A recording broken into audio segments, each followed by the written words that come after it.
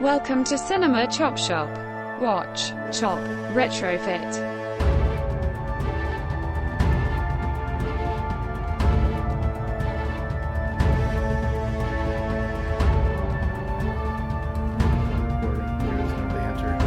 No, there's no banter. No banter. We're just down to business. Jumping in cold. All right, welcome to Cinema Chop Shop. This is a movie podcast and a pop culture adjacent podcast. And we try to do this every other week, but Chelsea had a wild hair and she wanted to do another one because she missed out on the watch party. Oh, shucks. You missed out. It was a good one. What was it? It was Twins of Evil. It was closing out Hammer Month. Oh, wow. So she wanted to do this, and I think it's a great idea because we're coming out of October. So I'm calling this kind of our October post-mortem because we've had a ton of great horror movies come out this year, and it made sense when you said, let's take a look at modern horror. So we're going to look at the horror genre as well as what we've seen in the last couple of years. Yeah. Things that we've liked, things that we've not liked, and kind of extrapolate some trends and some things that are going on in that side of film.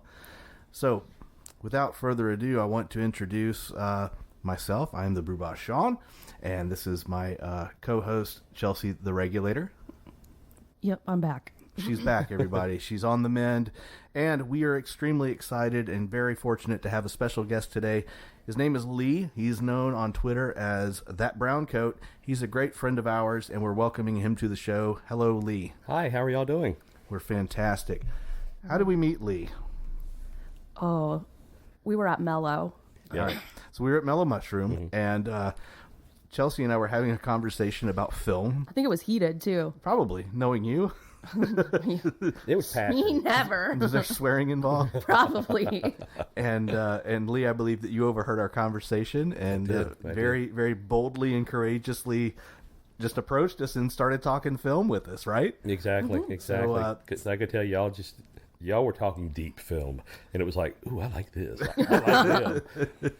And from that point, I think that we've kind of forged this very fortuitous, like strangers in the night, boats passing in the harbor kind of friendship, where we would just run into each other not only at Mellow Mushroom, but we'd run into each other at the theaters. Yeah. We would go to like special Fathom events, and we would see you there. And so it became very apparent to me and to Chelsea that Lee shares the same level of love of film that we do. And it just made sense to have you on the show. So we're very excited to have you here. And we want to thank you also. You had a little bit of a drive here. It's okay. Thanks, Google Maps. Yeah, but it all worked out in the end. Yeah. We're all here. And Full disclosure, I think Lee had a little bit of a survival horror movie built into his journey to the Chop Shop here today. Apparently so, because I was out in the sticks of Darlington, as I recall. Oh, you don't want to get caught there. I know. A little bit of navigation error, but we are very glad to have you here, and we look forward to hearing what you have to say about modern horror. So I think that I would like to just kind of roll out a few categories. Hang on. Before you get into that. Oh, yes, please. I'm sorry. I'm only doing this once, Chop Shoppers. There's going to be spoilers. So if you don't want to hear fucking spoilers, turn it off, watch the movie, and then come back. But I ain't saying it again. Okay, so you've been warned. Once is enough. Once is enough. So we're going to do some spoiler-heavy discussion of films that have been out maybe a couple of weeks, maybe even a couple of days, maybe a couple of years. So be careful. Yep. But, I think that it would be best if we just kind of break these down into some categories just to add a little bit of organization instead of us just word vomiting all the horror movies that we've watched that we want to talk about. Indeed. Well, before you do that, can I just pose a question? Sure. Favorite horror film from this year? This year. This year. X.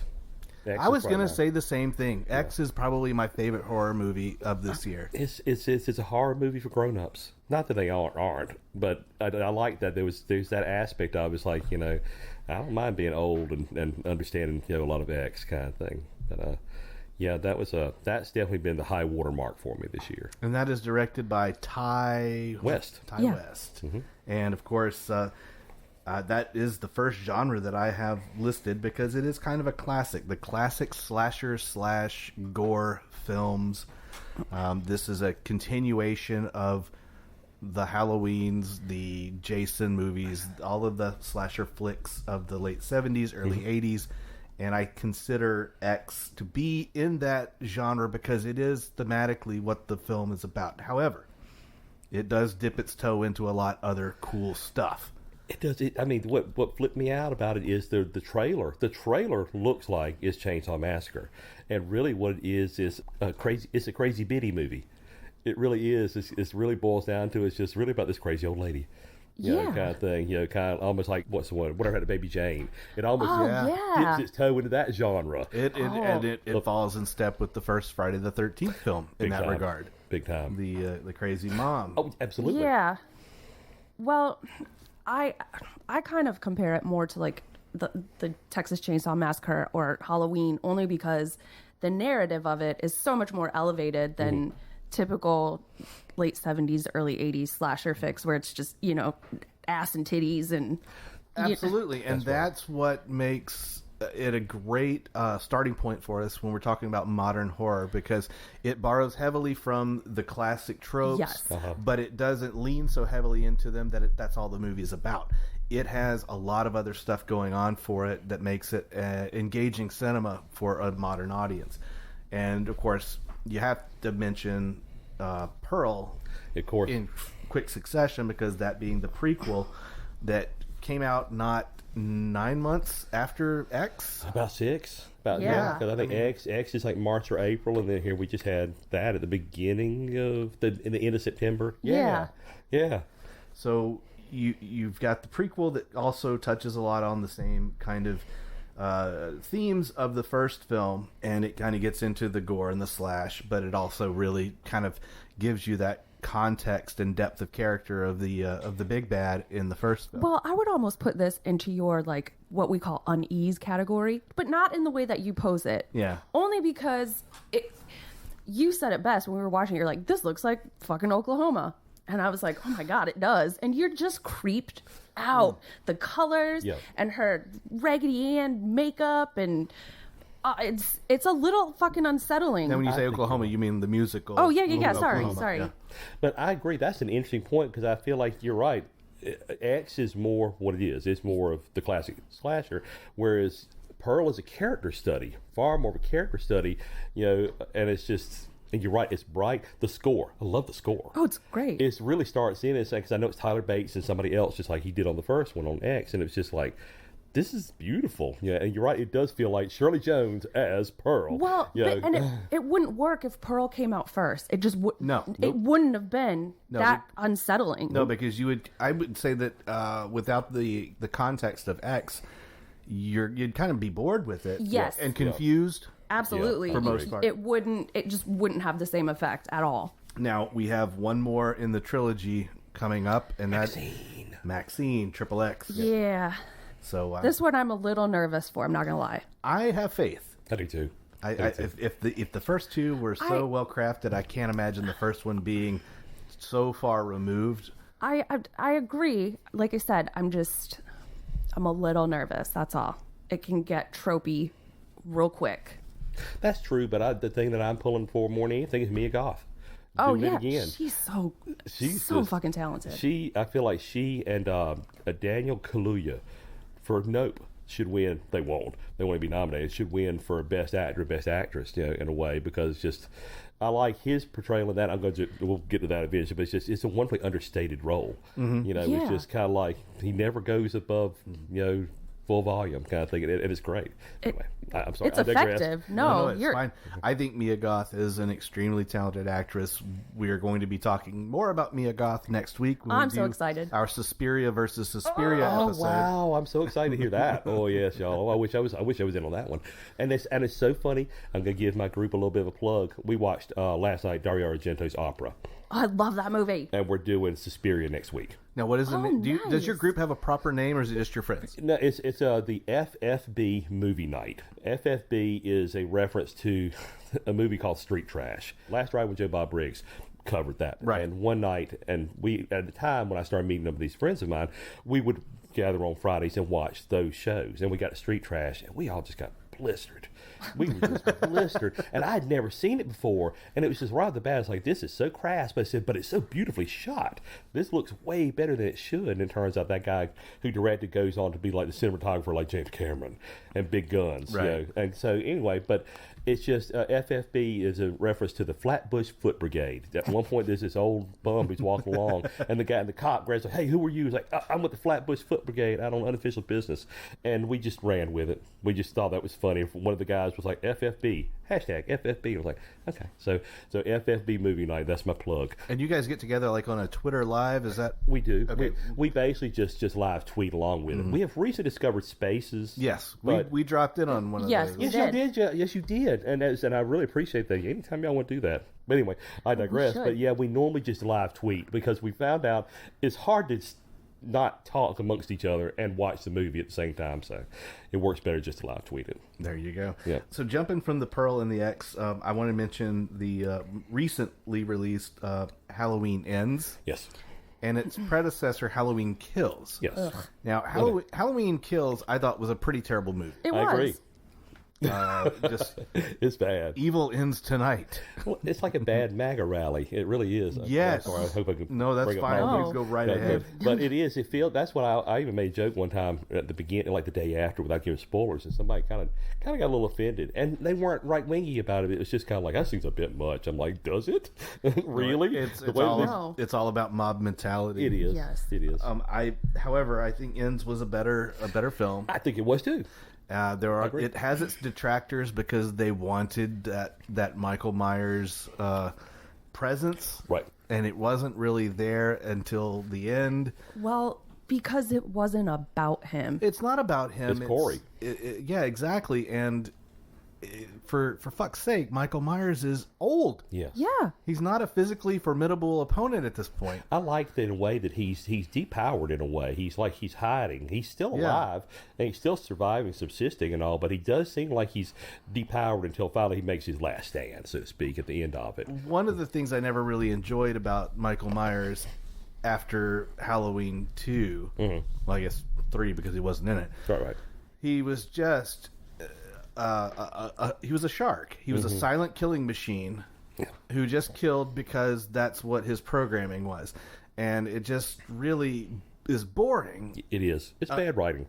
Yeah. And it's lazy, and is. I think that Jason and the Friday the 13th series fell into that same kind of thing where it was just, what else are you going to do besides make it funny or silly, or you start getting into these ridiculous twists. I did like it. It's funny, just to cross reference real quick. I love Friday the 13th Part 6. That's my favorite of the entire series. And that's, I think, Tom McLaughlin, is who wrote and directed it. And it's got a sense of humor about it at times. And it's not cheesy.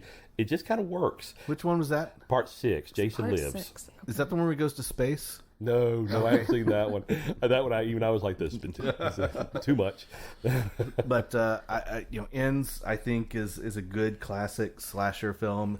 Yeah. We all mentioned the real antagonist of the film, the young man who finds himself at the wrong end of justice, the wrong end of social perception, and it kind of wreaks havoc on him, and he kind of finds himself in this Michael Myers role of his own. Yep. And I thought it was kind of neat because they painted him in a semi-sympathetic light. They do. Which is something that a lot of horror movies don't do. Mm-hmm. They just go for bad. You're bad, and I'm painting you with a giant black paintbrush. Yep. And that's Yeah. what you are. And this guy is a victim of circumstance, Oh, and it was. and it was kind of heartbreaking. It is. Kind of. It was just horrific. I think about. I've heard a couple people who were like, they just did not like the kid, and they actually kind of cracked up when the kid falls. I'm like, really? You cold-hearted? Yeah. And I was like, not me. I was like, oh, that's tough. And of course, there he is with the knife in his hand. You Yes. know, and the mom just like, kind of thing. And it's just, it's brutal. It's a hard, cold open. And I think what I do like about that, and I feel like they did a terrible job of truly getting it across, but I think something that's in Kills that I now realize is Michael Myers' very presence at this point in time appears to simply corrupt the area of effect that's around him, and that area of effect is Haddonfield, Illinois. Yeah. And it's like just him showing up just drove everybody crazy. Yeah. And then a year later, because he's still hiding somewhere, 'cause he's still in the town, Corey's incident happens. And then there's the one where the people get shot in the car, and Hawkins is like, Michael doesn't use a gun. And then some lady hangs herself. It's almost like just his presence corrupts. And that's what happens to Corey. It just, seeps into him. That's an interesting take. Because every time I watch a Halloween movie and they talk about, it's been 40 years since this happened, move. Yeah. Move. There's no one holding you to this town. Get another job. Go somewhere else and move away. Well, but that's why I think that works, and it elevates the narrative, and it makes Jamie Lee Curtis's character so much more fucking effective instead of just being some, final girl, with no rhyme or reason. Right.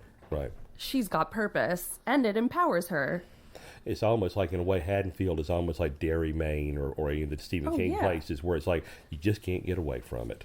Once you're there, you're any kind of Midwestern stuck. small town. Yeah, where are you going to go? I've got one more movie in my classic slasher/gore, and it's the hot topic.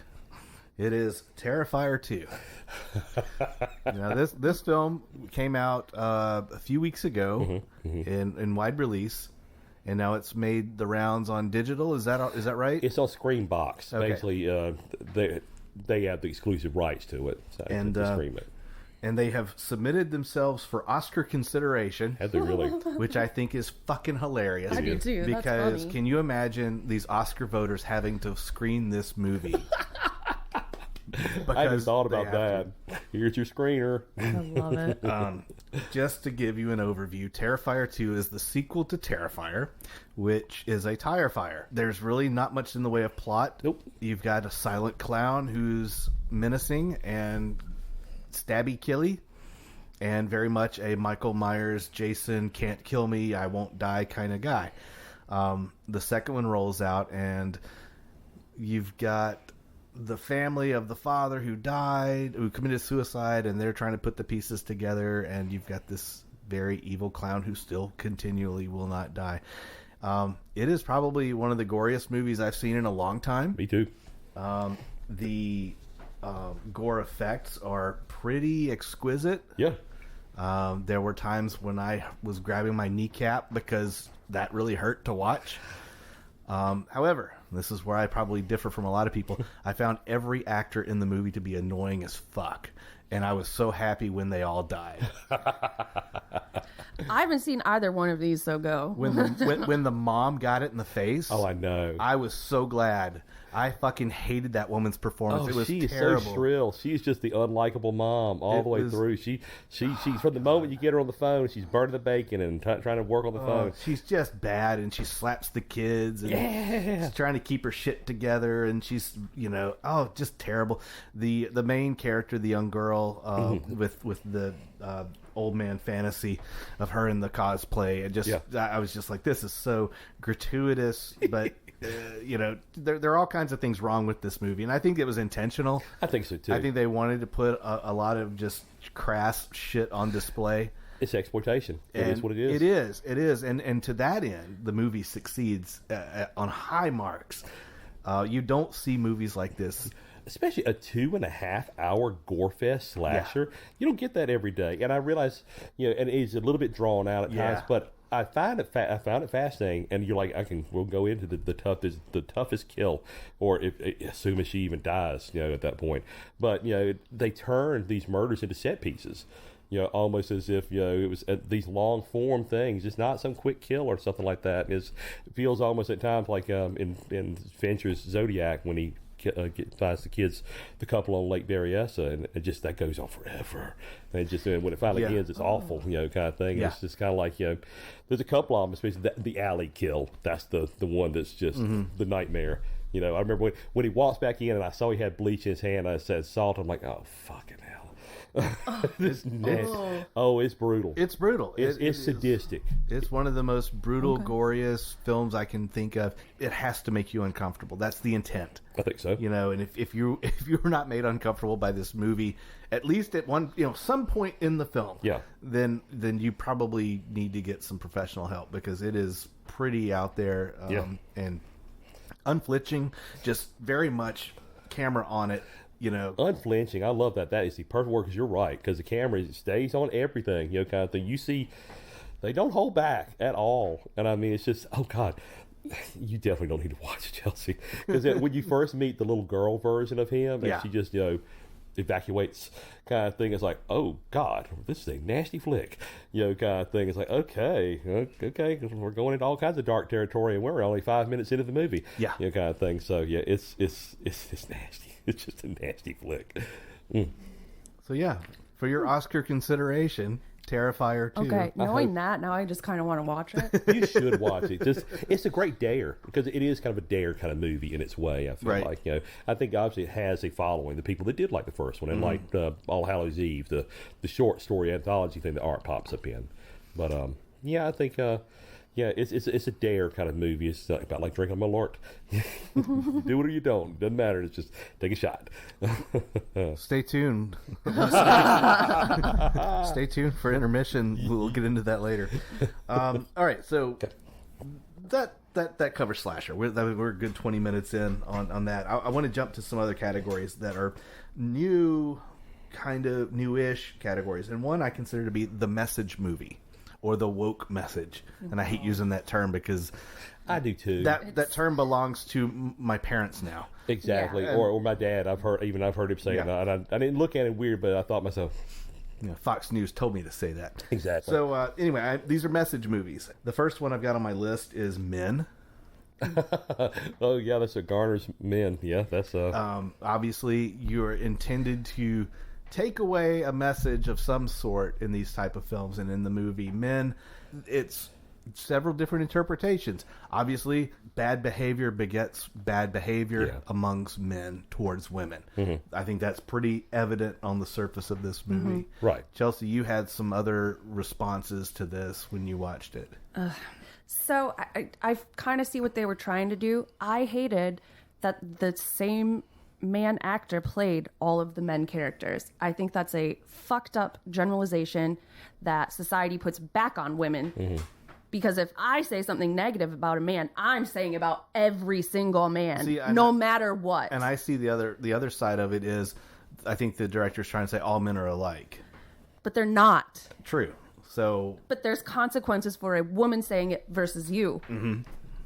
That's the point. That's why you can accept it and it's uncomfortable for me. Right. And that's why this is a volatile movie. Yeah. Yes. You've seen this. I have not seen it top to bottom, but I already know the path of it. I'm one of those people. I'll spoil it if I want to. It's discomforting, and it definitely it's A24. Yeah. So it's got to be discomforting. Yep.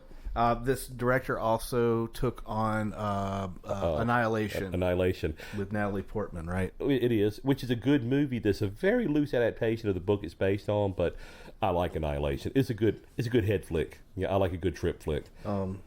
Next in my message movies, I've got Barbarian. Oh my God. I was hoping you were going to get to that one. Oh yeah. I mean, on the surface, you've got a new version of the meet cute romance meets a B movie slasher, but obviously that's not what we're talking about. No. You've got a lot of things. You've got messages about gentrification. The cops don't care. Yeah, the narrative of the woman's voice not being heard. Yep. Chelsea, you had several things. This movie was fucking offensive to women. It's the most misogynistic piece of shit I've ever seen. And that's the point, I think, of. I mean, obviously, Justin Long, who plays that kind of douchebaggy kind of character so well. Just you wait. He's like that. But yeah, the whole narrative that the need to bear children makes women crazy. Yep. And that it becomes this singular drive is insulting. Yeah. It is. And the fact that this woman who's got a good head on her shoulders, why the fuck does she have to save Justin Long? What the fuck? She is not stupid. No, but she's kind. I think that's what it is. Just like she wanted to save Bill Skarsgård, even though she shouldn't have. But at that same token, like, enough is enough. She'd saved him like 7 times up to that point. True. And it's like, you're gonna die, honey. And she knew it. And he's not fucking worth it. Yes. As we discover as the whole movie goes on, guys, because he's just He is. It's just, and he has that wonderful moment, or he has an epiphany, and then just throws it right out the window. A second later, pushing off, just letting it go. Yeah, Justin Long has a gift for finding his way into these movies, where he's just despicable. And there's another one that he was in that came out almost at the exact same time. What? It's called The House of Darkness. I haven't heard of that. It's not good. I bet. But it has that same message. It starts out with a guy who gives a girl a ride home from a club, and he's hoping to hook up with her. Yeah. And they have about an hour's worth of dialogue. And it's not good dialogue, Gotcha. but the writer really thought it was. And Oh boy. it kind of paints him in the light that, he'll say whatever needs to be said to get into the girl's pants. Gotcha. The twist is that the girl's name is Mina. Okay. And the house that they're in, he finds out later in the film that her sister Lucy is in the house with her. So it very quickly devolves into, oh God, they're vampires and I can't get out of this house and I'm gonna die. Yeah. So another message movie. What about the one that as soon as you brought this category up, what's the one with the girl, not the invitation, something where she's finds out that she's related to this family in England, and it turns out it's a bunch of vampires, I think. Oh God, it just came out like 2 months ago, didn't do very well, kind of came and went. Lead actress is black. She's living in America and somehow does somebody shows up. It's like, I think we're kind of related. This, that, and the other. You should come and visit your relatives in England. And they get there and it seems fairly pat. The preview for it. And then by the time they go away and give it away, as they do with all previews. It's like it's a vampire movie. She's the sacrifice for the. They've got to have some, I guess, of the blood. I don't know. It looked bad. Chelsea is frantically searching. I'm looking. I'm just trying to find Another in the list I've got is Unhuman. Who was in that? It's a high school movie. It's a bunch of kids on a field trip. Don't watch it. Skip that shit. It's not good, but it has the message of the cool kids versus the unpopular kids, and just feeding into that whole strata. It is called The Invitation. The Invitation. I have not seen. I've not seen it. Okay. It came and went fast. It's out on streaming, I think purchasable or rentable streaming, but kind of came and went. Reaching back just a little bit, a couple of years, I think maybe end of 2020, beginning of 2021. The other message movie I've got in here is Coco D, Coco Da. Oh, I don't know that. you got to watch this. This is a foreign language film. Okay. It has been described as Groundhog Day meets the Babadook. But no. Don't now I kind of don't want to even talk about this one because it's just really good. Just let's, for the sake of the list, what is the message theme of this? Generally, perseverance, kind of clawing your way out of a dark place because you have to, physically having to go through that. Fair enough. I will definitely look into that. It's too good. I don't want to say anything now. Thank you. I appreciate that. Well, we're going to jump into one more. I think we might take a break after this one. This is a classic, as of 1996 to present, found footage films. Yes. They're still around. They're still doing them. Yep. And on the one hand, you've got VHS 99. Which I would say I haven't watched yet, but have y'all watched Deadstream? Yes! That's the other one on my list. Yes. It's great. So- That was our movie last Friday night. Okay, so on love one that. hand, you've got VHS 99, which is a found footage movie that does not take advantage of the found footage format. But you've seen all of the VHS. Oh yeah, this one, minus the first little vignette, other than bitch cat. Bitch cat. Whatever. Is the name of that one's terrible. The rest of them are hysterical. But the movie is in on the joke. It's really self-aware. Yeah. It pokes fun at a lot of things from the mid to late 90s. It's good. I watched 94. I just haven't gotten around to 99. I wish I'd already watched it so we could I talk think more into it. they've abandoned the whole. It's like this is found footage, yet none of the segments have anything to do with one another. Oh, there's no bridge. There's no linking. bridge whatsoever. Other than these things happened in the 90s, and like I said, it's very much poking fun at things in that time frame. Right. So that does lead us to Deadstream, which I think is that was great. a great proof and evidence that the found footage / live stream format has lifeblood, because this movie, hits on several different. I almost put it in the comedy horror category. It does. I mean, it is. It speaks to our internet streaming YouTube culture. Yep. It has all of the great jump scares that you would expect from found footage movies. It did. You've got a protagonist that at the beginning of the film you're just like, this guy's fucking annoying, and by the end of it you're feeling for him and cheering for him. To me, it's one of those great little gems, that like, thank God Shudder, right? It is Shudder. Thank God Shudder put this film out, because here's a great example of how found footage can work, even to this day, after we've seen so many found footage movies. Yeah, it was so much fun because I was impressed, especially by how they constantly used the little visual things. Like every once in a while, he'd open the computer and it would show, what the people were responding. I thought, my God, that's a film by itself. Just pausing and reading all the comments that have come through. That's just a little subtle thing. And like you said, and he genuinely is funny because he's got this kind of very conflicted thing where he's just kind of like, you can't stand him for a second. Then it's kind of like, wait a minute, I'm doing the right thing. And I love how when Chrissy or whatever the show first shows up, he tries to get her to drink the energy drink because he's still working with sponsors. And she's like, I'm good.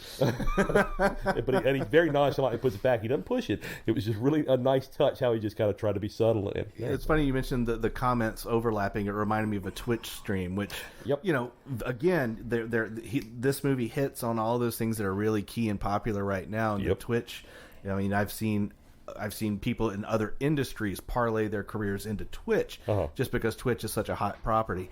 And this movie, I think, really, really does a great job. I mean, you talk about favorite horror movies in the last year. I think Deadstream gets right up at the top of the list with me, next to X, because, again, taking a format that I thought was kind of played out and showing me, well, no, if you do it right, it can still have legs. Yeah, well, I don't know if you watch like YouTube horror things. I like what you mean, like Dead Meat, James Denise, that kind of thing. You mean some of the series that are produced on there, like that is just a whole thing in and of itself, which I have shown you. So I'm not as jaded by the whole found footage genre. This one did it correctly, but there's some shit that exists out there that's really fucking incredible. Isn't it though? I go back to like an old one. I love Lake Mungo. Lake Mungo is great because it really is filmed as if it's really just a documentary. All those actors act like they're really the people that you're meeting, and that it's all, these are real people, and this is what happened to the family, this, that, and the other. And then there's this fantastic jump scare about 2/3 of the way through it. I was watching it and I had my surround sound on, and the jump scare through sound in the rears scared the shit out of me. I mean, I even turned it down, backed it up, did it again, and it still scared me. And I knew it was coming. It was fucking weird. It was just kind of like, to this day, I'm scared to death of that one scene. It's like, I got to turn the volume down, man. So this is good stuff, though. I highly recommend. But that's a good found footage, that kind of, like you said, does something different with it. A little bit older, it's not real new, but yeah, I think I like that genre. I don't grab every single one of them, but the ones I like, I usually like the ones I grab, kind of thing. So, well, I can also suspend my disbelief. Like you can't. Period. What? You cannot. I can't too. No, you cannot, because if you thought Blair Witch was ridiculous, and I'm sorry, I love Blair Witch. That's not how you described it to me. I'm sorry. The marketing on that was fucking genius. I wanted to believe it. I still sometimes kind of do. Okay. Well, you were 11 years old when it came out. Who the fuck cares? I still, at 36, want to believe it. Okay, in defense of this, I'm glad we've segued into this. So I saw Blair Witch when it came out. Loved it. Me too. And saw it in Matthews. And I remember that was the best audience because everybody was dead silent the whole time. Movie ended, and I remember I heard the guy behind me, and he didn't say it was Venom, but he was like, well, I just wasted about an hour and a half of my life. But he said it in that kind of flat kind of way, so it wasn't like he hated it or anything. But I just was like, I don't get that. I love this. And I rode with some people to go see it. And so on the way home, I remember looking out the window, and every time you drove past the little shack house, they're like, it's Rustin Parr's house. It's Rustin Parr. Did you go to like the website? Oh, I loved it. Oh, that was brilliant! We didn't have a computer at home at that time, and I remember going to the local library. With their dial-up crap computer, looking up and knowing it was fake, but just like marveling. It's like, this is what the internet is. This is amazing. You know, I don't know where you thought I didn't like Blair Witch. My wife were doesn't. so cynical about it when we talked about it. Yeah, the Blair Witch is one of the first movies to really utilize the internet to market itself. Absolutely. By the weeks leading up to this movie, you still didn't know, is it real or not real? Exactly. You know, and so no, I was into the Blair Witch. My wife was kind of like, she recently watched it top to bottom for the first time, like a couple weeks ago, and she was like, I don't get it. And it's because she wants to suspend her disbelief in that way that I just can. I can just let it go. Oh, and me just too. go. You know, especially when you get to the end of it, Heather comes around the corner, and there's Mike standing at the corner. I'm like, oh shit. That still terrifies me. Me too. It's like, this is what they talked about at the beginning of the movie. The people in Burkittsville knew. Love it. All right, well, we're at the 35-minute mark. Okay. So it seems like a good time for us to take a break and do a Yes. little intermission, but not before we say, Oh, don't make me sing. sing it. No. Sing it. Do it. Just like Do you make me sing by myself? Yeah, just like cut me in from No, an old episode. I'm going to sing by myself. No, then. my voice is different from I'm gonna surgery. sing by Okay, myself. you sing by yourself. I'm not. Let's all go to the lobby. Let's all go to the lobby. not doing it. Let's all go to the lobby and get ourselves some blueberry cereal. Ah. Because boo, scary.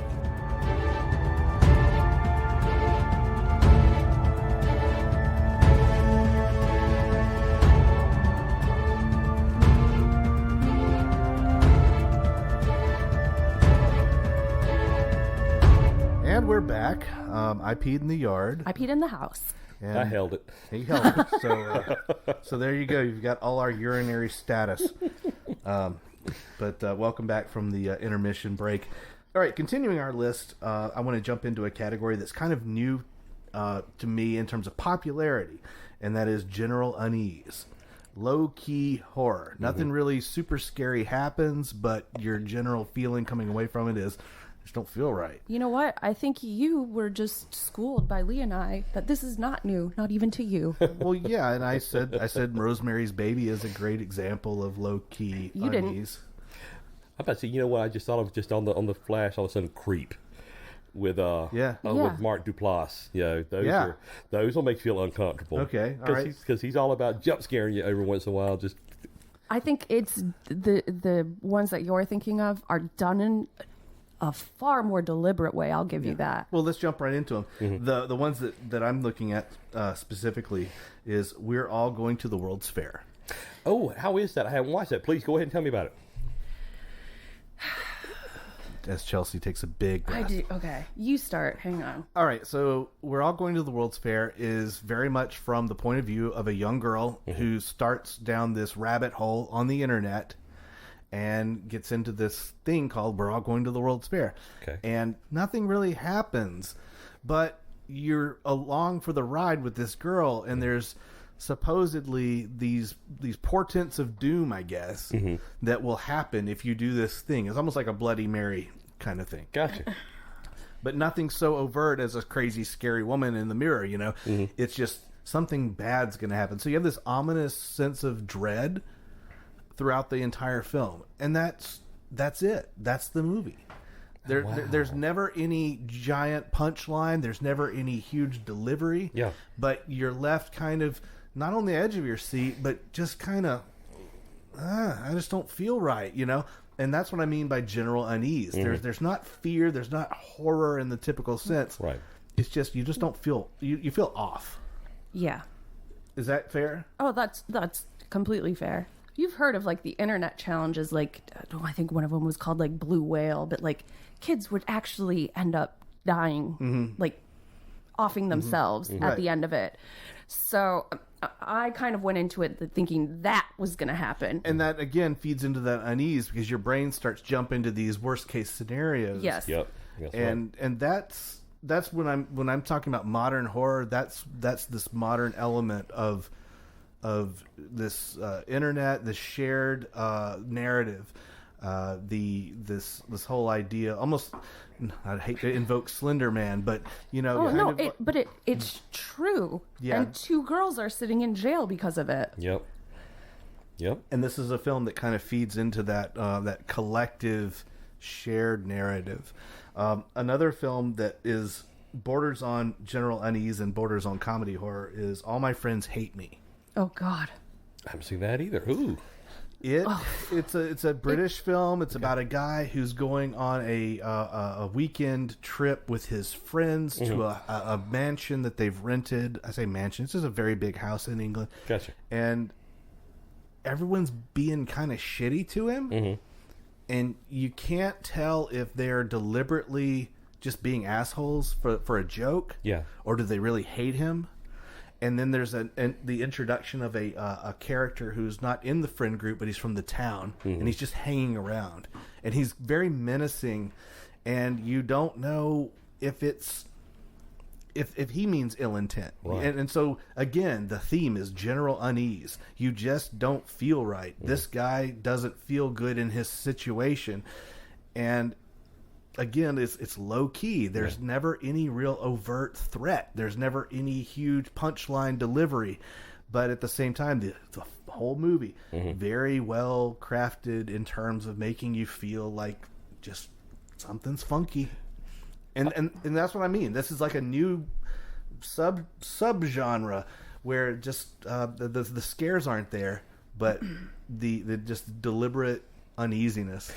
Do you feel like the works of either of you feel like the works of, let's say, Ari Aster and Robert Eggers, specifically Hereditary and Midsommar, and specifically The Witch and The Lighthouse? Would you say that they fall into those categories? Very much, because they just, especially Midsommar. I can think we can definitely say that. I mean, you take the gore factor out of it, and you take the big delivery at the end out of it. Then there's that undercurrent of uneasiness. You're in an uncomfortable situation, and you're not quite sure how you're supposed to behave. You're not quite sure what's going to happen. And in this case of Midsommar, your characters spend almost the entire time on hallucinogens. So and you could tell they've done this stuff before, even Danny, but they're still thrown off their beat. Only not Ingmar, but only Pele really has his footing, because he's from this society and they've done this before. And the rest of them are all kind of just thrown off enough, probably because they're even when they're not tripping, they're still got enough in their system where everything is just a little off position. And I feel, of course, and Danny, more than anybody, carrying the weight of the entire world on her shoulders as it is, has that thrown into the boot as well. I think The Witch, if you remove the ending of the movie out of the equation, it carries that whole sense of unease, because nothing's overt, nothing's in your face. Nope. You're dealing with kids taunting about Black Phillip, and okay, that's just a kid's story, and nothing's real, and there's nothing really bad happening, unless you want to draw connections here and here and make it, even then it's kind of a stretch. So I think that definitely checks that box. I also think, sort of in a way, The Village, and I'm not the biggest fan of M. Night, but that one and Old, that was good. I like The Village. I love The Village. And I'm like everybody else that cried, the people that or the reviewers cried. I figured it out at a certain point. It's like, holy crap. Before she climbed the wall, I was like, this is not real. I said, the people, and then when they give it away, it's kind of like, I like this. And I like the idea of what these damaged people, and one guy was rich enough where he could basically, he and his people from their support group could just drop off the radar and live the rest of their life in isolation and happiness, finally. And I like the idea of it. And then Bryce Dallas Howard, I'm sorry, I'm not digressing off the track. Oh, no, you're fine. I love that movie. It's so good. I think it's underappreciated. Completely. But I'm like Drew Barrymore in 50 First Dates. Every fucking time I watch The Sixth Sense, I'm shocked. I'm like, oh my God, he's dead. All right, so we're going to jump away from that ambiguous newness and get into some classic monster/supernatural. This is a sweet spot in horror, and it's been around forever, obviously. But so I'm going to jump into some big heavy hitters that came out in the last year. On the monster side of things, the reboot of Hellraiser. Yep. What do we think? I like the original. Me too. Yeah, not enough sex. I know this a little bit, but it's not a really. sexy movie, and he's a sexy sort of monster. Yeah, as the priest kind of thing, which I Yeah. think is what Clive Barker calls him in the book in Hellbound Heart. Yeah, I think Doug Bradley. I don't think the actress does a bad job as Pinhead or anything. It's just there's something about Doug Bradley. They missed the sexiness. They missed the gay sexiness. Yes. They missed a lot of the BDSM imagery was not there. Yeah. It was very bright. That's another movie, Hellraiser. Hellraiser makes me uncomfortable. There's Yeah. something because it's obvious and it's body horror. It crosses that line where it's like and just Frank, come to daddy. It's just got an icky aspect to it in that respect. I saw Hellraiser in the theater when I was about 13, 14 years old. Did you see it over here? Did you see it here at the Capri? This is in Mississippi. Okay. Yeah. And I remember going home to tell my mom about it. And I said, there was sex in this movie, Mom. Yep. But it was good sex. Like it contributed to the story. It's like David Lynch sex. Yeah. But, It may be unsettling, but it contributes. I think we're all in agreement. I found the new reboot completely forgettable. Yeah. Like in another year when they bring out the sequel, I'll be like, oh yeah, that. Oh, I'll just watch Hope it's the better. old one. Yeah. Here's another monster flick, and it was not really a movie, but it was a special online from Marvel, Werewolf by Night. I'm so brilliant. lame. Is it good? I'm going again, and as Don't much say as I love anything. that, Miss Mike Plug and all that good stuff, but I haven't watched it. You got to watch it. I will. I love it. It's so good. I'm so happy to hear you two say that because nobody's really said anything in my bunch. Oh, You know? all, we were all I will excited. say about it, and this is not giving anything away. Sure. It's a huge homage to the Universal monster movies. So great. And it's directed by I always say his name. It's Michael Giacchino, who's a composer. Composer. He's This is his first feature Yeah. directed. He's done a few shorts. So good. I'm And excited. I'm going to watch if that he tonight. wants to direct films, I'm on board because cool. this one is solid. Cool. It felt like 5 minutes had passed and then like the credits were rolling and I'm like, I need more. Like it was totally. so fun. It was so fun. I'm so happy to hear y'all say that. On the supernatural end. Oh wait, I have a monster one. Oh, jump in. I have one. Psycho Gorman. Who's a love hunky him. boy? I love him. I remember people. We did that one. That was one of our Friday night watches, and I had not seen it. And it's just like people were like they either really liked the girl or they couldn't stand her. I said, "Oh, she's hilarious." Yes. This whole movie. Have y'all seen The Editor?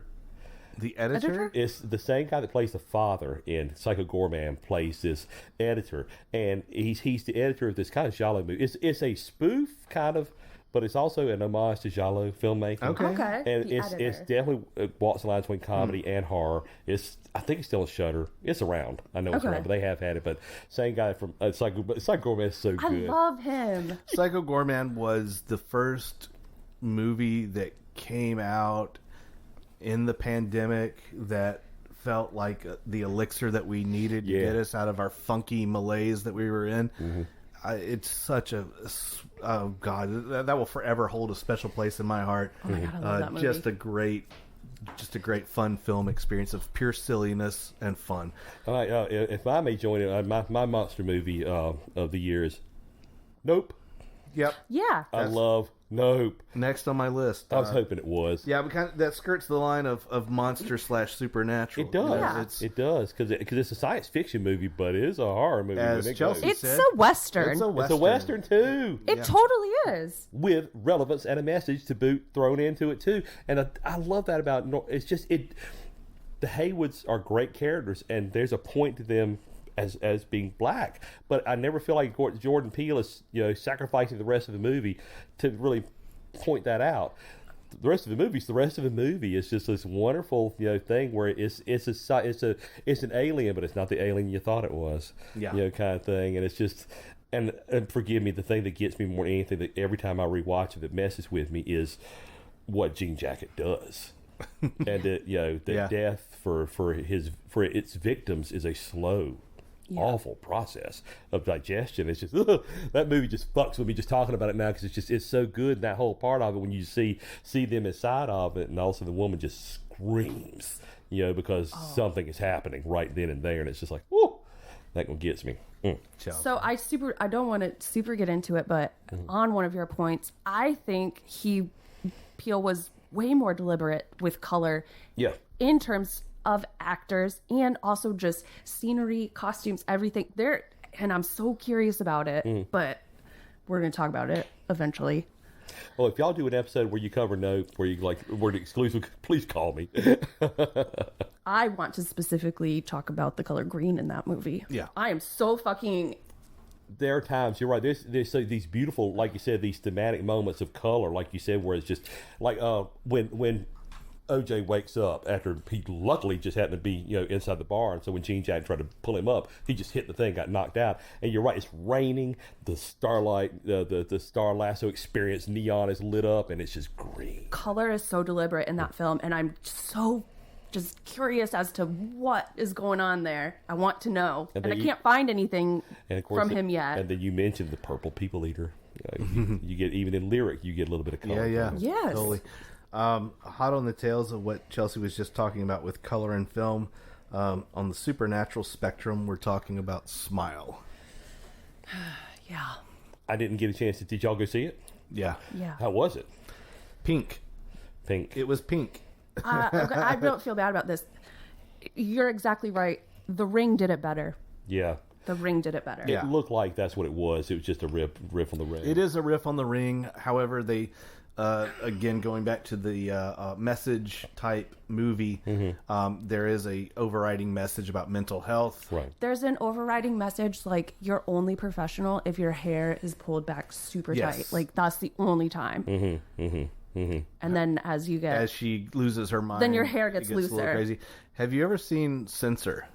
I was just thinking about that too. Of course. Who's in that? Censor. It's a British film, and it's about the video nasties of the 80s. Really? Yes. And it's about a woman who works for the film censor board, and her progression away from being uptight, and that film did that part better. I will not give away the ending. No, please don't. That is a must watch. You have to watch that. Thank you. I never heard of that one. Censor. It's beautiful. When we're done, text me some of these. Okay. Keeping on the supernatural kick, the Black Phone. Of course, I was hoping you'd get that one. That was great. I didn't watch this one either. You didn't watch it. Ethan Hawke is the big name in the film. And it's playing the bad guy, which he normally doesn't like to do. He's been so good ever since Moon Knight. Playing the bad guy. He's so good at the bad guy. My He God. really is. Well, I think, I like, I go back to, is it Sinister? Is that the one that he did? The one where it's the films, where it's like he and the family move into the house where somebody's killed their entire family. That one, and that's Scott Dickerson. Same guy who did this, Black Phone, and Doctor Strange. Right. And right, it's right. just, I like their working relationship, and I like the kids. I tell you, I'm old enough that it felt like 1979. I felt like I was living 1979. Yeah, the Black Phone was extremely well received by a lot of people. I, on the other hand, didn't care for it as much as everyone else. Yeah. I felt that it borrowed heavily from the Stranger Things vibe. It does. However, it does have that also the Stranger Danger, milk carton kids, missing children kind of thing going on. And Travis and I will butt heads over this till the day I die. He loved the actress that played the sister in this movie. I couldn't stand her. Really? Couldn't stand her. Liked her too. I thought that I couldn't tell it was the same actress from shot to shot. They changed the lighting on her and the hair. Interesting. And she looked like a different actress all through the movie. Maybe that was the point. I don't think so. Maybe there's something there. I was surprised to see Jeremy Davies in it. He's one of those weird actors who always kind of plays that same sort of Jeremy Davies character. Yeah. And it was weird to see him as the abusive dad, because I was really impressed. I will say this, not trying to change your mind about her, but that scene where he's like whipping her with the belt and then telling her, she's like, I won't do it anymore. Yeah. Just, I don't know. I bought that for some weird reason. See, for me, that felt gratuitous, and I was like, I get that you're trying to make a point, but there's another way to go about it. And so there were things about the movie that just didn't hit me the right way on the right day, I guess. I got you. And I was one of those people, I had no real interest in it until it finally kind of came out, and I was like, all right, I'll give this a shot. That might be good. And the thing that surprised me more than anything is it's low gore. Yeah. Really, I think it's only R-rated because they say the word fuck a few times. It's more about the supernatural element of him yeah, talking. I'm not going to give away the ending. Chelsea. It's worth a fine. shot. I mean, it's just, I mean, I definitely see your point because it's like, I know what you mean. There's ones every once in a while it's kind of like, man, that could have been better. Are you going deal. into family horror next? I'm one away from it, unless you want to jump right into it. What's next? Comedy, but we can go to family. Put comedy last, because All right. I have one that skirts the line on this supernatural and this family that we All right. totally forgot about. All right. Well, I've got one more supernatural to talk about. Mine's supernatural too. Okay. Well, then I'll let you finish. The one I'm going to talk about is The Empty Man. I didn't watch this one either. The Empty Man? Okay. Watch The Empty Man. Okay. If you watch the trailer, you think it's a Slender Man ripoff. Right. That's what it looked like. But it's not. Okay. Where is it on? Is it on something in I particular? don't remember. It's been a good 8 months since I've seen Okay. it. But I'll look for it, though. Yeah, Empty Man. it literally looks like a Slender Man kind of thing, and then it starts going into these really strange directions that has like more of a curse kind of quality to it, like the people who are encountering it, and it gets passed along, but not in a cheesy way. I was very surprised how much I liked the movie because the trailer makes you think, oh, it's a Slender Man ripoff. Yeah. Even the name sounded like it was a Yeah. Slender Man ripoff. Oh, Yeah. sure, of course, absolutely. Chelsea. All right. Hellbender. Oh, fuck yeah. Oh, yeah. How the fuck did we forget this? Yeah. I loved it. I thought that was It was good. great. Yeah. It was. They did. I am. That was a gem. I'm a huge fan of low budget, and A family film. not family horror, but a family film. But it is It's a horror movie made by a family. Right, It fits right. family horror. It's good. It makes you have faith in people who are trying to make film on a shoestring budget. Yeah. And do cool things, and they like metal and they perform heavy metal in their own movie. Yeah. I mean, that's pretty cool. That shit was awesome. Yeah, I definitely recommend that one. That's Yeah. a fun one. So that goes right into family horror. then. Yes. Yep. And there are a couple of movies that hit the family horror. Of course, I want to talk about from several years ago. The Hereditary, I think, Right. speaks to family horror. If people ask, what is family horror? You know, it's about not necessarily the horror elements of what happens plot wise, but how fucked up family can be. Dysfunction. And dysfunction, That's and, really it. and what family members can do to each other to fuck each other up. You know, Yeah. anything along those lines fit the family horror genre, in my opinion. A couple came out in the last year. Speak No Evil. Yeah. I didn't see that, but I know the one you're talking about. Okay, I always got to say, what was the one? I like the boys from County Hell. okay, That one kind of has a little bit because it's basically kind of like this, family. It's some town in Ireland or Scotland where Yeah. Bram Stoker spent the night one night, and turns out there's something there that's like a vampire that is way more powerful than a vampire. okay. Kind of thing. The other family horror movie that I saw this year was a Shudder original called What Josiah Saw. How was that? It was good. I haven't. I'd wondered about that one It's too. got Robert Patrick, Terminator 2, Really? as the father figure in the family. Okay. And it is true family horror in that you've got this father who's just abusive to everybody, and you've got a son who still lives in the father's shadow while the other two siblings have gone on to other things. Okay. And they kind of come home to roost. Gotcha. And you've got this reckoning that happens in the third act. Okay. That is, there's a twist, and it's good. You know, Patrick is really getting really good in his old age. He is. Peacemaker. You know, he was fucking fantastic. Oh yeah, he is. He's just great. Yeah. He is. I mean, And- I always talk about we have a. I'm sorry. There's a couple of friends that they do an X-Files rewatch on Monday nights. Oh, lovely. And we're still way early, and we're still at season 2.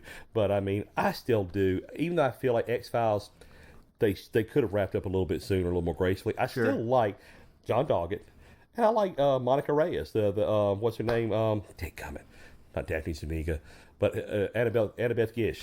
As when they come in the later seasons. Okay, yeah. I like those characters. Yeah. Okay. All right. And I was going to ask, does the family horror does like a relationship thing, almost like a husband and wife thing, would that fall into that category as well? Sure. Jacob's wife. Yes. Jacob's Barbara wife. Crampton. Exactly. Yes. I know. She's so I awesome. loved it. My favorite scene has got to be when he comes in and he's like, It wasn't me. Of course it was you. You're doing it right now.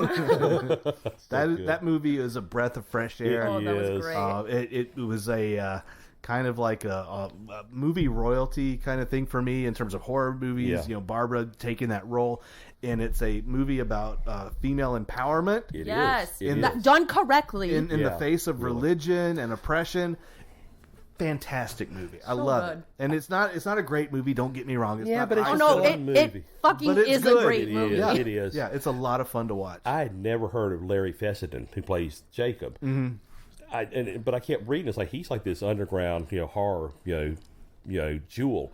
And last season on the last drive-in, they ran Thirst, which I think is his first movie that he writes and directs, and it's very 90s indie. It seems very inexpensive, but it's really good. I was like, okay, I see now what this guy's deal is. I see, kind of thing. So yeah, it was really. I like Jacob's Wife because they're just so good in it, and it starts out serious, then it gets a little dark, then it gets a little funny, and then it gets philosophical. Yeah. It really runs all over the place, and it works in each way, in each tonal shift. To me, it seems to work until finally the end. I was like, let's just start over and leave. I love you. I love you too. Fuck it, let's hit the road. I love it. Yeah. Yep. A lot of fun. Yeah, Now, that was a Shudder original as well, wasn't it? it was. It Yeah. wound up being a Shutter one. So, hats off to Shudder for making some good content. One I didn't mention that I sponsored, really but should love, be. and I guess it kind of, I don't know if it falls in that. I love The Beach House, which was on Shudder. Couple that are in college. She's in college. She's getting her master's. He has dropped out, and you could tell their relationship's starting to fall apart. They go to his family's beach house in the off season, so nobody appears to be there. They show up there and ends up, there's a couple there, an older couple. Turns out they're friends of his family. The guy who's the lead in Zack Snyder's remake of Dawn of the Dead is the husband.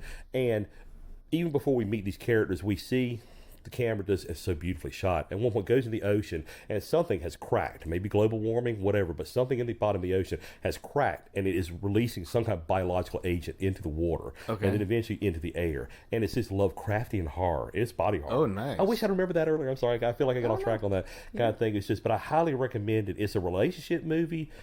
It's a gross movie at times, but it's very Lovecraftian. I felt like, Okay. which is you have these people that are affected by something biological, ecological that they cannot control. They are simply caught in the whim of cosmic events. Lovely. Yeah, Love some Lovecraft. Me too. You mentioned body horror, so I'm going to throw it in there. The body horror is still very much alive. Two movies that in recent memory hit that on the nail on the head. Titan.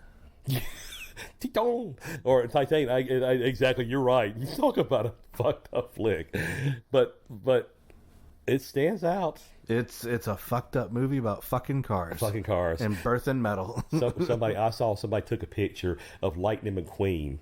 And, Oh no! and laid her across his hood, and it was like, oh my god, that's brilliant. This is one of the people I follow. That's dirty. The other, of course, would be from the Godfather of body horror. It's the Crimes of the Future from David Cronenberg. Not really a horror movie, more of a detective story, a noir, but definitely still in his wheelhouse. That's funny because to suggest that harkens back to his adaptation of Naked Lunch. Right. Because that's another one that's kind of a noir story. Yeah. As much as you can make noir into burrows into noir kind of thing, Yeah. but it's still got that weird body angle. Yeah, totally. He can't get away from it. All right, last category I've got, unless you guys want to throw any more into the mix, I've got folk horror. And I consider, you mentioned Midsommar several times. I think Midsommar fits that folk horror. We mentioned The Ritual from a few years ago. Yeah. The Witch. The Witch is a great example. Yep. These folksy kind of tales using myth and lore to kind of advance the scary elements of the movie. This year, the one that got me was Antlers. Oh God! My friend Erin loved Antlers. She was looking forward to that one. That one's a trip too. That went in directions I didn't see coming. Any movie where you've got like an old lady talking to you about something that's ancient, and then you've got weird relics and shit hanging on the walls. Yep. It I don't know, it kind of hits me in a good spot. I'm on board for a lot of that stuff. That's good. That's really fun. And I was telling you guys to look into the that documentary, which I can remember what it's called. I regret that I didn't get it. They actually there was one of the places that was selling physical media at Mad Monster had that. I think Severin has put it out. Really wish I'd have gotten that because it has special features. I kind of forgot, or we started packing up, and then I realized it was 5:00, and those people were already packing up. It's like, catch you next year. I spent enough money as it was. Vinegar Syndrome had taken the rest of my money, so they'll do it. They were great. God, they were great. They were so nice. One of the nice things was I was sitting there just shooting the breeze with a lady because I was going to make my final purchase from them. And about that time, we both kind of hear like, "Hey, how you doing?" And we turn, and it's Ted Raimi, who was one of the guests there, and he's there with what looks like his niece, who looks like she's all of 17, completely uninterested in where she's at. And he's kind of like, this is Vinegar Syndrome. They do all kind of restoration. Just you can tell he liked them, kind of thing. They're doing the Lord's work. They are.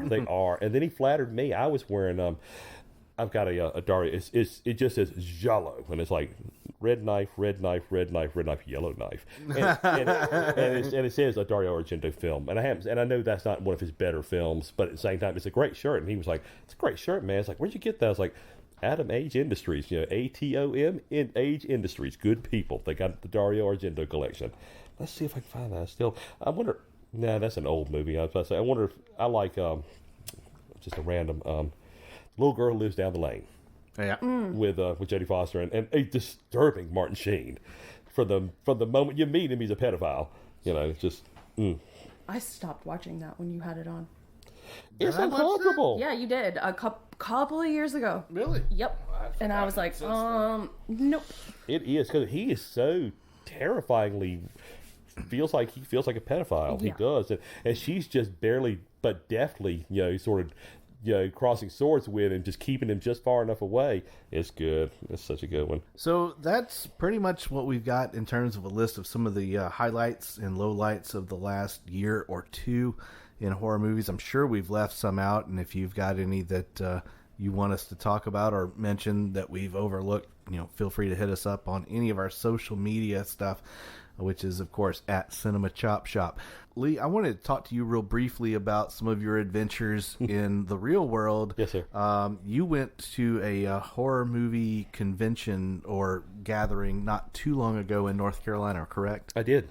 Tell me about that. I went to, what it is there's a horror convention group called Mad Monster Party. They usually have two cons a year. They have one in the early part of the year, which is Mad Monster Party, and then they've started doing a second one, which they call Mad Monster Expo. And that was in late August this year, and it's great. It was just a horror convention. Everybody was so nice because it was not as busy as, say, like a bigger convention. Like there's a comic convention I go to pretty much every year, and they're just packed. But the guest list was incredible. The guest list was great. You had Tom Atkins, you had Barbara Crampton. They actually had Dee Wallace. Yes. Yeah, Henry Thomas and Robert McNaughton. The older brother, the right? older brother. So from you had, E.T. Yeah, Wow. the E.T. group. I'm not a big Killer Clowns person, but I know a lot of people are. The Chiodo brothers who made the movie were there. The guy who was the lead actor, Suzanne Snyder, who was the female actress, they had them there. The girl, I didn't even mention this to you guys, the girl from Hereditary. Yes, Charlie. she was there. Yep. She was there, and I really wish she was so tiny and so sweet looking. It's like, but she wanted like $50. I was like, I can't do it. I can't do it. Tommy Lee Wallace, the director of Halloween 3, so they had Tommy Lee Wallace, Tom Atkins, Stacey Nilkin, and Dick Warlock. So they had kind of like a 40th anniversary thing with them. That's incredible. It was great. They had John Cassar, the Crypt Keeper, was there. Yes. Again, Ted Raimi was there. The multi-talented Ted Raimi. It was great. It was a really good show. And I was there with my friend Wiley, who I'm going to plug him real quick. He goes by Cousin Barnabas on Twitter, but he has his own business, little print business called Unlovely Frankenstein. And he designs through digital technology, makes his own posters and prints, has somebody print them for him, and then just sells them on Etsy or his online store. And he basically got a booth, so I tagged along with him. And Cousin Barnabas? Cousin Barnabas. Cousin Barnabas. Yep. Okay. Matter of fact, he's got a wonderful website called the Collinsport Historical Society. It's won the Rondo Award. It's won the Joe Bob Briggs' Silver Bolo Award. Okay. Yeah, yeah, my Nice. boy. I love my boy. I'm proud of him. That's fantastic. So I went with him. And Okay. it was a great show. I can't recommend anybody. You guys, I'd love for you guys to pop up at it. Any of y'all get a chance, go to it. And it looks like it's in February, late February. Okay. Coming up, something like that. But hopefully by then you've replenished your life savings to spend more money on DVDs. I did. I have to say the best part of working the convention was I didn't walk around near as much as I would. Okay. I stayed at the table. I sold for my boy, and then just didn't spend as much money walking around. That's fantastic. Lee, we want to thank you for coming. I hope you've enjoyed your cherry popping moment Absolutely. at the Cinema Chop Shop, your first experience with us. All I can say is please invite me back. Okay. Okay. Anytime. Open invitation. Yeah, I think that Awesome. we'll definitely be cooking up some more stuff for Y'all are you. the best. I mean, I just thank you. This has been great. I don't know who you've been talking to. We're not the best. Oh, Speak don't for say yourself. yourself so short. Chelsea, maybe, but not me. So, any other plugs besides the convention that you went to? Not offhand. Just like I said, there will be another Mad Monster. Again, my friend Wally, we've talked about it. We're also comic nerds, and there's a comic convention they have in Charlotte every year, the Heroes HeroCon. HeroCon, and Wally told me, he said basically it was like $400 for a table at Mad Monster, and he's like, it's $375 at Heroes. I'm like, well, I said, hey, man, you want to do Heroes? I'll work the table with you. It's a bargain. We'll do it. I like it. That's So, a great convention. It is. I went many moons ago and met some legends in the industry. So It's such a good one. I actually went this year. I just went for one day this year because I just wasn't sure. Because this is their first time. They skipped the last couple of years Yeah. with COVID, obviously. And it was great. I mean, another good old friend of mine, my friend George. And, we just hung out. I didn't spend as much money as I could have because we only stayed for a little while. But it was great. it was like being back at it again. It's like, man, it's so gold. So, yeah, that probably is all I can really think of. And then, So how would one go about finding your movie group on Twitter? What's the trick? okay, it's the two ways. It's just at FFB Movie Night, all one word, or you can hashtag FFB Movie Night. A lot of times you'll find our old stuff from there. You can hashtag FFB, kind of thing, and that's more just a general kind of whatever we feel like doing kind of thing. And again, Lee's ID on Twitter is that brown coat. So be sure to look him up. He's a lot of fun to follow. And I don't know if I mentioned at the head of the show, but I was following Lee on Twitter before we were even introduced. I know. So Isn't that twisted? so Twitter's algorithm was clearly ahead of the curve. They knew that we needed to be friends, and it was so. Chelsea, you got anything for us? No. No No, I don't. plugs. No.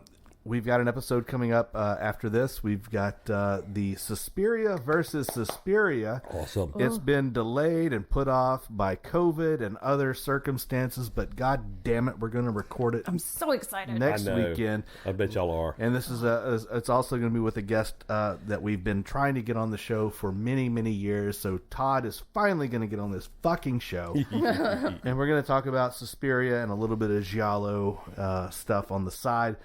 And then later on this month, we're going to be recording the very grueling 4 movies head to head. God. We're talking about all 4 iterations of A Star Is Born Oh my goodness. with the Godfather, the Podfather, Travisito. So we've got some Love fun my stuff brother. coming up. So we're coming out of horror. We hope you enjoyed this episode. And please remember to follow us on all the social media shit. It's at Cinema Chop Shop. Unless you want to listen to an episode of this on YouTube, it's at Cinema Chop Shop Podcast. And then, of course, we want you to tell all your friends about us and, make them like us, make them love us, and, subscribe, rate, and review. And All the things. all the them things. kisses. And we'll love you eternally for that. And as we do with every episode, we want to tell you to, watch, chop, retrofit.